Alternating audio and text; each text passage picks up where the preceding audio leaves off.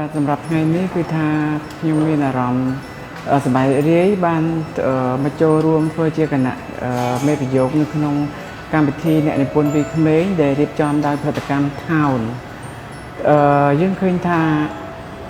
នេះគឺជាស្ពានមួយសម្រាប់ចម្លងពួកគាត់ដែលមានក្តីសុបិនប្រាថ្នាចង់ក្លាយទៅជាអ្នកនិពន្ធនៅក្នុងប្រជាជាតិកម្ពុជាវាពិតជាមានការលំបាកណាស់ក្នុងការផលិតកម្មវិធីនិងជំរុញមនុស្សឲ្យក្លាយទៅជាអ្នកល្បីមួយរូបជាបុគ្គលដែលល្បីអញ្ចឹងទម្រាំថាមានបុគ្គលល្បីមួយរូបតើមានការជ្រុំជ្រែងនឹងការរៀបចំកម្មវិធីមានការលំបាកយ៉ាងណាអ្នកនៅពីក្រោយឆាកនៅក្នុងការផលិតនៃកម្មវិធីមួយនេះ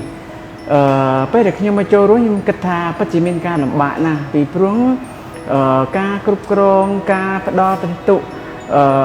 ការរៀបចំកម្មវិធីវាពិតជាមានការលំបាកដើម្បីយើងឈរនៅលើភាពយុត្តិធម៌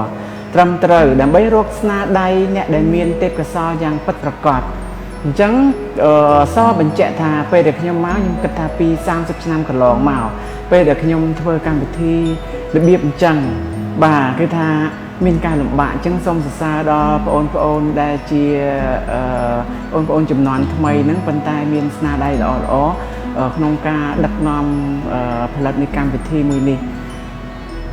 កន្លងមកគេគិតថាបើសិនជាយើងជាអ្នកដឹកនាំអ្នកគ្រប់គ្រងនៅកម្មវិធីបើសិនជាយើងមានភាពតឹងរឹង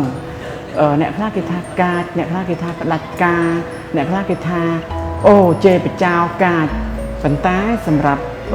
នៅពេលនេះខ្ញុំចង់បញ្ជាក់ទៅប្រាប់បងប្អូនទស្សនិកជនឲ្យបានជ្រាបផងថានៅពីក្រោយឆាកនឹងការអ្នកដឹកនាំពិតជាមានការលំបាកខ្លាំងណាស់ករណីដូចជាខ្ញុំបាទចឹងគេល្បីថាអូកាចណាស់ជេរបចោអីតាមការពិតខ្ញុំស្អប់បំផុតនៅពាក្យអាម៉ងពាក្យអសុរោះជេរបចោគឺអត់ទម្លាប់ប្រើនៅក្នុងក្រុមគ្រួសាររបស់ខ្ញុំបាទអញ្ចឹងបើសិនជាថាខ្ញុំកាចខ្ញុំអត់អាចទទួលទេបើថាខ្ញុំម៉ាត់ស្ចាត់មើងម៉ាត់អាហ្នឹងអូខេពីព្រោះ